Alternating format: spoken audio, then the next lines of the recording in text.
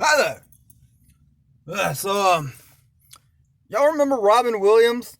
Robin Williams, really funny actor guy and stuff, and then killed himself. Y'all remember Robin Williams? Dude who killed himself, and big shock for the world, right?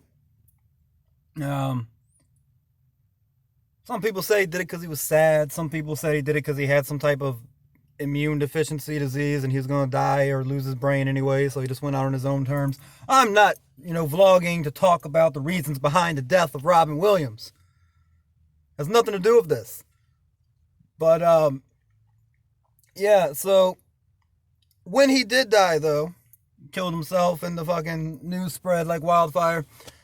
My best friend, call him BTK, he was like, "Man, did you see his last movie before he died?" And um, he's like, "No wonder, the guy killed himself. It's like one of the most depressing movies I've ever seen." And I was like, "No, I didn't. I wasn't that big of a Robin Williams fan. What was the movie?" He said it was called World's Greatest Dad. He told me it was about a dad who had a son who auto asphyxiated himself, I believe is the term.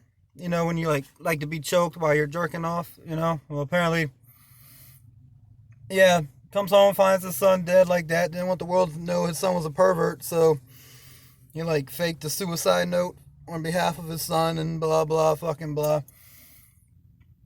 It sounded interesting, but that was a long time ago when my homie told me about that movie. Well, I got Tubi yesterday. All right, Tubi is free.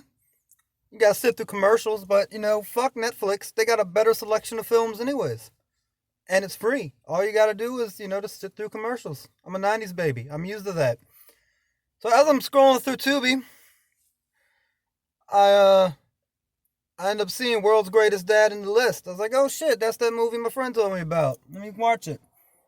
I watched it, and you know what? It was a pretty damn good movie. It was a pretty damn good movie.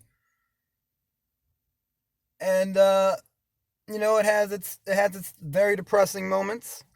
It has its funny moments. It has its what the fuck moments. But the character Robin Williams plays, the dad, starts gaining a bit of success from the suicide note in the journal that his son supposedly wrote, but it really wasn't written by his son, it was written by him. And he started becoming a bit of a celebrity. And as I'm watching this movie, I start thinking about Icarus, the story of Icarus. Because, the guy, he's very ambitious. He did a foolish thing and he started flying too close to the sun, so to speak. Which, yeah, that's how I was interpreting it, the movie until the end. It was a story of ambition, getting too close to the sun.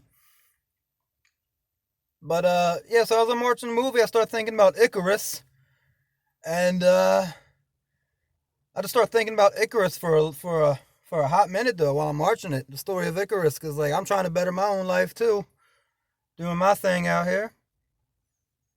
And I can go multiple directions with what I plan on doing, but I was thinking about Icarus. Like, what if I fly too close to the sun? What if I got too much ambition? Blah blah blah.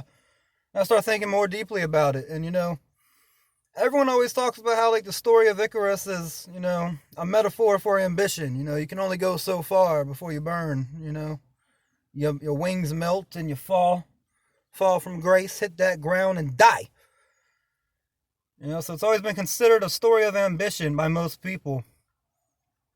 But as I'm sitting here thinking about it, maybe people have just read too much into it. They're reading into something that's not there, that has nothing to do with the story. I mean, the story of Icarus had nothing to do with anything about ambition. It's about a father and a son who were kept prisoner in a high tower. They crafted some wings that allowed them to fly. Very cool. But they used wax. And when he got too close to the sun, it melted the wax that was holding his wings together, and he plummeted. And I don't think Icarus was this big. The story of Icarus is, about this ambitious genius who just had too much ambition. Now I'm thinking about it. I don't think the moral of the story was to, not be too ambitious, not to fly too close to the sun. As I think about it now, here and today, I think the story of Icarus, the lesson that it portrays is very simple. If you're going to build wings on a hot summer day, don't use fucking wax. Wax melts. How can you be smart enough to fashion these wings, but dumb enough not to realize that the hot sun is going to melt the wax holding the wings together? I don't fucking know, but that's how it was. So yeah, if you're ambitious, hold on to your ambitious. Don't be stupid enough to fucking build your wings out of wax. I mean, Jesus Christ. Have a great day, people.